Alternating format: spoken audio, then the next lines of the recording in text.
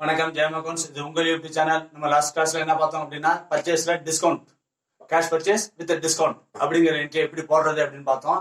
இப்போ அதே இது பர்ச்சேஸ்ல டிஸ்கவுண்ட் வாங்குறோம், அடுத்து பார்ஷியல் கேஷ் பே பண்றோம், partial credit.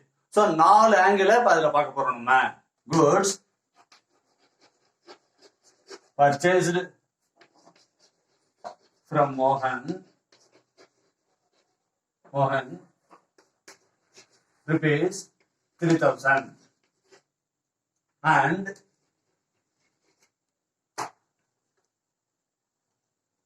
discount received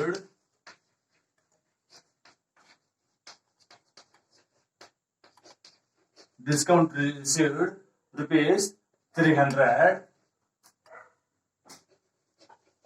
and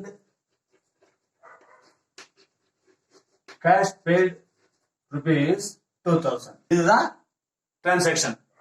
இந்த டிரான்சாக்ஷனை நம்ம எப்படி போட போறோம், ஜேர்னல் என்ட்ரி எப்படி பாஸ் பண்ண போறோம் அப்படிங்கறத பார்க்க போறோம். இதான் டிரான்சாக்ஷன். என்னது? குட்ஸ் பர்ச்சேஸ்ட் ஃப்ரம் மோகன் rupees 3,000 and discount received rupees 300 and cash paid 2,000 அப்படின்னு இருக்கு. ஸோ இப்போ இதுல நம்ம என்ன பார்க்க போறோம் அப்படின்னா, இது cash transaction, credit transaction first பார்க்க போறோம். அடுத்து பார்த்தோம்னா இந்த டிஸ்கவுண்ட் எப்படி என்ட்ரி போட போறோம் அப்படிங்கறத பார்க்க போறோம். எவ்வளவு கேஷ் பே பண்ணிருக்கோம், இன்னும் ரிமைனிங் பேலன்ஸ் எவ்வளோ அப்படிங்கறத பார்க்க போறோம். இப்ப 3,000 அப்படிங்கிறது மொத்தமா டோட்டலா பர்ச்சேஸ் எவ்வளவு அப்படின்னு பார்த்தோம்னா 3,000. இந்த டிரான்சாக்ஷன் ஃபர்ஸ்ட் கேஷ் டிரான்சாக்ஷனா கிரெடிட் டிரான்சாக்ஷன் பார்க்கணும். எதை பேஸ் பண்ணி பார்க்கணும் அப்படின்னா, டோட்டலா எவ்வளவு பர்ச்சேஸ் பண்ணிருக்கோம் 3,000. ஃபர்ஸ்ட் வேல்யூ பார்க்கணும், பர்ச்சேஸ் டேட் வேல்யூ பார்க்கணும், 3,000 அப்படிங்கறத பார்க்கணும். இந்த பர்ச்சேஸ் வேல்யூ எவ்வளோ 3,000 அப்படிங்கறத முடிவு பண்ணிட்டோம். அடுத்து இதுல 2,000 தான் பே பண்ணிருக்கோம் அப்படின்னு சொல்லியிருக்கோம். அப்படின்னா இன்னும் 1,000 ருபீஸ் பே பண்ணாம இருக்கு அப்படின்னு அர்த்தம். சரி, இந்த 1,000 ருபீஸ் பே பண்ணல, ஆனா இந்த டிஸ்கவுண்ட் வாங்கியிருக்கோம். எவ்வளவு? 300 அப்படிங்கறத டிஸ்கவுண்ட் வாங்கியிருக்கோம். சோ அப்ப ரிமைனிங் எவ்வளவு இருக்கு? இந்த 700 அப்படிங்கிறது நம்ம வந்து கிரெடிட் பர்ச்சேஸ். 700க்கு தான் நம்ம கடன் வாங்கியிருக்கோம். சோ மீதி பணம் எல்லாமே செட்டில் பண்ணிட்டோம் அப்படின்னு அர்த்தம். செட்டில் பண்ணிட்டோம் அப்படிங்கிற வேர்டு வரல, ஆனா இங்க அந்த 700 அமௌண்ட் தான் பேலன்ஸா இருக்கு. நமக்கு எப்போதுமே பார்த்துருக்கோம், டெபிட் இஸ் ஈக்குவல் டு கிரெடிட்டா இருக்கணும் அப்படிங்கிறது தான் டபிள்யூடி சிஸ்டத்தினுடைய கான்செப்ட். அந்த கான்செப்ட் பிரகாரம் பார்த்தோம்னா 3,000க்கு சரக்கு பர்ச்சேஸ் பண்ணிருக்கோம், ஆனா 2,300 தான் அமௌண்ட் சொல்லியிருக்காங்க. இன்னும் மீதி 700 பே பண்ணதா சொல்லல, டிஸ்கவுண்ட்னு சொல்லல, எதுவுமே சொல்லல. அப்பனா என்ன அர்த்தம்னா பேலன்ஸ்ல இருக்கு அப்படின்னு அர்த்தம். இப்ப இந்த என்ட்ரியை எப்படி போட போறோம் அப்படின்னு பார்க்க போறோம். ஃபர்ஸ்ட் எடுத்த உடனே குட்ஸ் பர்ச்சேஸ் அப்படிங்கிறது பர்ச்சேஸ் அக்கௌண்ட். இதுல வந்து சந்தேகமே கிடையாது, இது பர்ச்சேஸ் அப்படிங்கிறது வந்துடுது. பர்ச்சேஸ் இது ஒரு ரியல் அக்கௌண்ட், இதெல்லாம் டவுட்டுக்கே வேலை கிடையாது. அடுத்து பார்த்தோம்னா இந்த மோகன், இது ஒரு பர்சனல் அக்கௌண்ட். இது ஒரு பர்சனல் அக்கௌண்ட். ஏன் இந்த இடத்துல மோகன் இந்த பர்சனல் அக்கௌண்ட்டை கணக்குல ட்ரீட் பண்ணிக்கிறோம் அப்படின்னா, பேலன்ஸ் இருக்கு அப்படிங்கறதுனாலதான் நம்ம இந்த மோகன் அக்கௌண்ட்டை கணக்குல எடுத்துக்கிறோம், இதை ஒரு கன்சிடர் பண்றோம். மோகன் அப்படிங்கிறவரை எதனால நம்ம கன்சிடர் பண்றோம் அப்படின்னா, நம்ம அமௌண்ட் பே பண்ணல, பேலன்ஸா இருக்கு அப்படிங்கறதுனால இந்த மோகன்கிறவரை கன்சிடர் பண்றோம். இந்த பர்சனல் அக்கௌண்ட் அப்படிங்கறதையும் கொண்டு வரோம். இல்லாட்டி இது அக்கௌண்ட் செட்டில்டுன்னு வந்துருச்சுன்னா, லாஸ்ட் சம்ல பார்த்தோம் அக்கௌண்ட் செட்டில்டுன்னு வந்துருச்சு, அப்ப அது ஆளோட பேர் நமக்கு தேவை கிடையாது. ஆனா இந்த இடத்துல இந்த ஆளோட பேருங்கிறது மஸ்டா இருக்கு.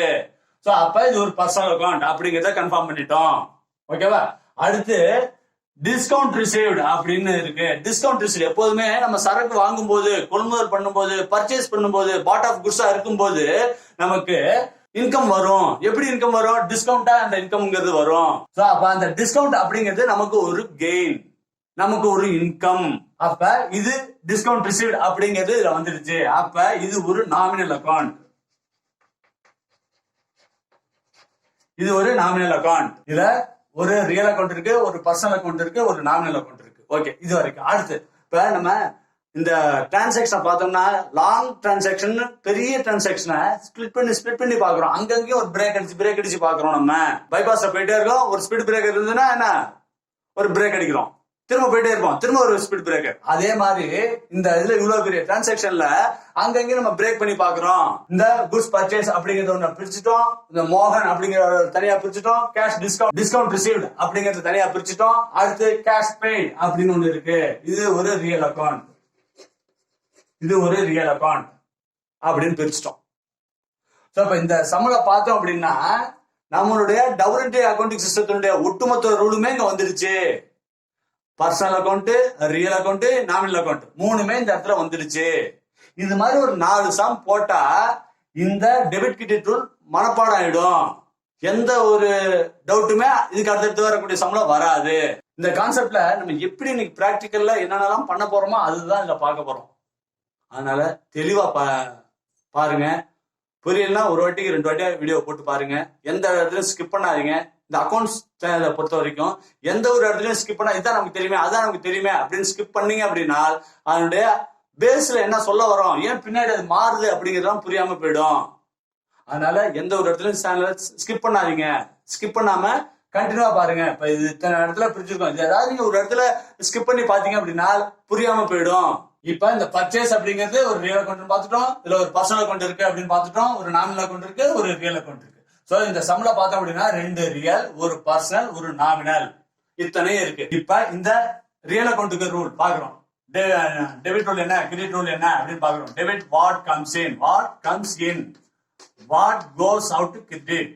இது ஷார்ட் ஆயிருக்கேன். What comes in, what goes out அப்படிங்கிறது ஷார்ட் ஆயிருக்கேன். இந்த பர்சனல் அக்கௌண்ட்டுக்கு டெபிட் ரூல், கிரெடிட் ரூல் என்னன்னா debit the receiver, credit the giver. Short ஆயிருக்கு ஆர் ஜி அப்படின்னு. இன்னமும் நம்ம வந்து ஃபுல்லா எழுதிட்டே இருந்தோம் அப்படின்னா சரியா வராது. ஏன்னா நம்மலாம் வந்து நிறைய பார்த்துட்டோம். ஒரு 10 என்ட்ரி கிட்டத்தட்ட பார்த்துருக்கோம். அதனால ஒவ்வொரு என்ட்ரிலையும் நம்ம வந்து அதை சொல்லிட்டே இருக்க, ஒவ்வொரு என்ட்ரிலுமே நம்ம சொல்லிட்டு இருக்கோம். ஒவ்வொரு என்ட்ரிலும் நம்ம எழுதணும் அப்படின்னா இன்னும் நம்ம 1வதுலயே இருக்கோம் அப்படின்னு அர்த்தம். நம்ம ஒரு ஸ்டேஜ்ல இருந்து அடுத்த ஸ்டேஜ் வரணும் அப்படின்னா இது மாதிரி ஷார்ட்டா எழுதுறோம். இன்னும் கொஞ்சம் சம்பளம் தான் நம்ம இது மாதிரி போட்டுட்டே இருப்போம். இதுக்கப்புறம் நம்ம என்ட்ரியை பார்த்த உடனே, டிரான்சாக்சனை பார்த்த உடனே அது என்ன என்ட்ரி, என்ன பேலன்ஸ்ல இருக்கும், எவ்வளவு பேலன்ஸ் இருக்கும் அப்படின்னு சொல்ற அளவுக்கு நம்ம வந்துடணும். இப்ப இந்த நாமினல் அக்கௌண்ட் அப்படின்னு பாக்குறோம். இந்த நாமினல் அக்கௌண்ட் டெபிட் ரூல் என்ன, கிரெடிட் ரூல் என்ன அப்படின்னு பார்த்தோம்னா ஆல் எக்ஸ்பென்சஸ் அண்ட் லாசஸ். இது all incomes and gains, all incomes and gains அப்படிங்கிறது கிரெடிட் ரூல். இந்த ரியல் அக்கௌண்ட்டுக்கு ரூல் ஆல்ரெடி எழுதிட்டோம். நம்ம பர்சனல் அக்கௌண்ட்டுக்கு எழுதிட்டோம். நாமினல் அக்கௌண்ட்டுக்கு all expenses and losses, all incomes and gains credit பண்ணணும் அப்படின்னு பார்த்துட்டோம். இப்ப இந்த டிஸ்கவுண்ட் ரிசீவ்டு அப்படின்னு வந்துச்சு. டிஸ்கவுண்ட் ரிசீவ்டு அப்படின்னாலே இது ஒரு இன்கம் அப்படிங்கிறதுனால இது இன்கம்ல கொண்டு சேர்த்துடணும். சோ இதுக்கு கிரெடிட் ரூல் அப்ளை ஆகும். எதுக்கு கிரெடிட் ரூல் அப்ளை ஆகும் அப்படின்னா இந்த நாமினல் அக்கௌண்ட் இந்த டிஸ்கவுண்ட் ரிசீவ்டு அப்படிங்கிறது இந்த கிரெடிட் ரூல் அப்ளை ஆகும். அப்பனா என்னவா வரும், அந்த டிஸ்கவுண்ட் ரிசீவ்டு அப்படிங்கிறது கிரெடிட்டா இருக்கும் அப்படிங்கறத முடிவு பண்ணிடுறோம். இப்ப எல்லாத்துக்குமே ரூல் எழுதிட்டோம். எந்தெந்த ரூல் எங்கெங்க அப்ளை ஆகுது அப்படின்னு பார்த்துட்டோம். இப்ப இந்த டிஸ்கவுண்ட் ரிசீவ்டுக்கு இந்த கிரெடிட் ரூல் அப்ளை ஆகுது அப்படிங்கறத முடிவு பண்ணிட்டோம். குட்ஸ் பர்ச்சேஸ் அப்படின்னு பார்த்தோம். குட்ஸ் பர்ச்சேஸ் அப்படிங்கிறது கம்ஸ் இன், ரியல் அக்கௌண்ட்ல இது கம்ஸ் இன். ஓகே, எப்படி கம்ஸ் இன், பர்ச்சேஸ் பண்றோம் அப்படின்னா கொள்முதல் பண்றோம் அப்படின்னு அர்த்தம். கொள்முதல் பண்றோம்னா சரக்கு உள்ள வருது அப்படின்னு அர்த்தம். சோ அப்ப கம்ஸ் இன், எது comes in, goods is comes in, so purchase is comes in. அதனால டெபிட் பண்றோம். அந்த ரூலும் முடிஞ்சு போச்சு. சரி, அடுத்து இந்த பர்சனல் அக்கௌண்ட்டுக்கு வரோம். இந்த பர்சனல் அக்கௌண்ட் எடுத்துக்கிட்டோம் அப்படின்னா மோகன் என்ன பண்றாரு அப்படின்னா கிவரா இருக்காரு. எப்படி அவர் கிவரா இருக்காரு அப்படின்னு பார்த்தோம் அப்படின்னா அவர்கிட்ட இருந்தா நம்ம பர்ச்சேஸ் பண்றோம், அவர்கிட்ட இருந்தா நம்ம சரக்கு கொள்முதல் பண்றோம். அவர் தான் நமக்கு கடன் கொடுக்குறாரு. 3000 ரூபாய் உள்ள ஒரு பொருளை 300 ரூபாய் டிஸ்கவுண்ட் போக நமக்கு சரக்கு தராரு, கொள்முதலுக்கு தராரு. சோ அப்ப அவரு கிவரா இருக்காரு. அவர் தான் இந்த டிஸ்கவுண்ட் கொடுக்கறதும் அவர் தான், பர்ச்சேஸ் பண்றதும் அவர்கிட்ட இருந்துதான். சோ அப்ப அவர் தான் giver. Credit the giver. Personal account மோகன்கிறது ஒரு ஆளோட பேரு, அதனால பர்சனல் அக்கௌண்ட். பர்சனல் அக்கௌண்ட்ல கிரெடிட் தி கிவர். கிவரை நம்ம கிரெடிட் பண்றோம். எதை டெபிட் பண்ணணும், எதை கிரெடிட் பண்ணணும் ஒன்னொன்னா லாக் பண்ணிட்டே வரோம். சரி, அடுத்து இந்த கேஷ் ட்ரேட் அப்படிங்கிறது ஒரு ரியல் அக்கௌண்ட் அப்படின்னு பார்த்துட்டோம். இந்த ரியல் அக்கௌண்ட்டுக்கு என்ன ரூலு, டெபிட் ரூல் என்ன, கிரெடிட் ரூல் என்ன அப்படின்னு பார்த்தோம்னா வாட் கம்ஸ் இன் டெபிட் பண்ணணும், வாட் கோஸ் அவுட் கிரெடிட் பண்ணணும். இதுதான் இந்த அக்கௌண்ட் ரூல். கேஷ் பெய்ட் அப்படிங்கும் போது கேஷ் வெளில போகுது. சோ அப்ப credit. Goes out, what goes out, cash is goes out. அதனால இதை கிரெடிட் பண்றோம். ஒவ்வொரு இடத்துலயும் ஒவ்வொரு என்ட்ரியை நம்ம லாக் பண்ணி வச்சிருக்கோம்.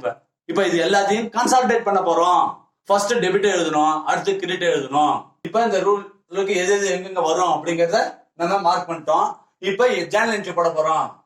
ஜேர்னல் என்ட்ரி என்ன, ஃபர்ஸ்ட் ரியல் அக்கௌண்ட் இருக்கு, பர்சனல் அக்கௌண்ட் இருக்கு, நாமினல் அக்கௌண்ட் இருக்கு, ரியல் அக்கௌண்ட் இருக்கு. 2 ரியல், ஒரு பர்சனல், ஒரு நாமினல் இருக்கு. சோ எது எத்தனை எப்படி இருந்தாலும் அமௌண்ட் எப்படி இருக்கணும், debit amount is equal to கிரெடிட்டா இருக்கணும் அப்படிங்கிறது. நம்ம இப்ப ஒரு ரஃபா ஒரு கால்குலேஷன் போட போறோம். மொத்தம் 3000க்கு பர்ச்சேஸ் பண்ணிருக்கோம், அதுல 300 லெஸ் பண்ணிடுறோம். ஏன் 300 லெஸ் பண்ணிடுறோம் அப்படின்னா டிஸ்கவுண்ட் இது டோட்டல் பர்ச்சேஸ், இது டிஸ்கவுண்ட் ரிசீவ்ட். சோ 2700. இந்த 2700ல 2000 பே பண்ணிட்டோம், இது பெய்டு. ஓகேவா, மீதி 700 இருக்கு. இந்த 700 அப்படிங்கிறது தான் கிரெடிட் பர்ச்சேஸ். ஓகேவா, இந்த கிரெடிட் பர்ச்சேஸ் அப்படிங்கிறது. ஆனா இந்த கிரெடிட் பர்ச்சேஸ் அப்படிங்கிறது டைரக்டா இங்க எங்கேயுமே சொல்லல. அதுதான் எப்படி வந்திருக்கு அப்படின்னா இந்த மோகன் அப்படிங்கிற பேர்ல வந்திருக்கு. ஓகேவா, இப்ப நம்ம எப்படி எழுத போறோம் அப்படின்னா இதுக்கு ஒரு ஜேர்னல் எழுத போறோம். இது ஒரு ரஃப் கால்குலேஷன் போட்டோம். இந்த ரஃப் கால்குலேஷன் எப்படி அக்கௌண்ட்ல மென்ஷன் பண்றோம் அப்படிங்கறத பார்க்க போறோம். சோ பர்ச்சேஸ் அக்கௌண்ட் டேட்டா எவ்வளவு 3000. பர்ச்சேஸ் அக்கௌண்ட் அப்படிங்கிறது 3000. ஓகே, டோட்டல் அமௌண்ட் எழுதிட்டோம். சோ இந்த 3000க்கு எழுதிட்டோம். அடுத்து என்ன, டிஸ்கவுண்ட் ரிசீவ்டு அப்படிங்கிறது ஒரு இன்கம், அதனால அதை கிரெடிட் பண்ணணும் அப்படின்னு பார்த்துட்டோம். சோ அப்ப அது கிரெடிட் அப்படிங்கறதுனால 2ல எழுதுறோம். 2ன்னு போட்டாலும் சரி அல்லது கிரெடிட்னு சொன்னாலும் ஒண்ணுதான். ஆனா அக்கௌண்டிங்ல வந்து நம்ம 2ன்னு போடுறோம். 2 டிஸ்கவுண்ட் ரிசீவ்டு எவ்வளவு 300. அடுத்து 2 கேஷ் அக்கௌண்ட் எவ்வளவு அப்படின்னா 2000.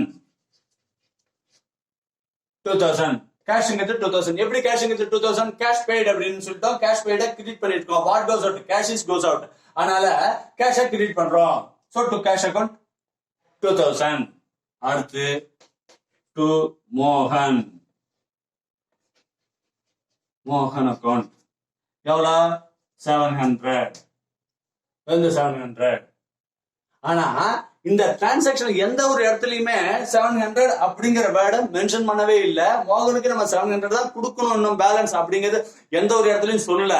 ஆனா 700க்கு எப்படி போட்டோம் அப்படின்னா மொத்தமா எவ்வளவு பர்ச்சேஸ் பண்ணிருக்கோம், 3000 பர்ச்சேஸ் பண்ணிருக்கோம். அது டிஸ்கவுண்ட் ரிசீவ்டு 300 போயிடுச்சு. சோ ரிமைனிங் பேலன்ஸ் எவ்வளவு அப்படின்னு பார்த்தோம்னா 2700. இந்த 2700ல கேஷ் எவ்வளவு பே பண்ணிட்டோம் அப்படின்னா 2000 rupees. சோ பேலன்ஸ் அமௌண்ட் நம்ம மோகனுக்கு தரணும். How much amount? 700 is paid to Mr. Mohan. இப்ப நரேஷன் எப்படி எழுதணும்? being goods purchased with discount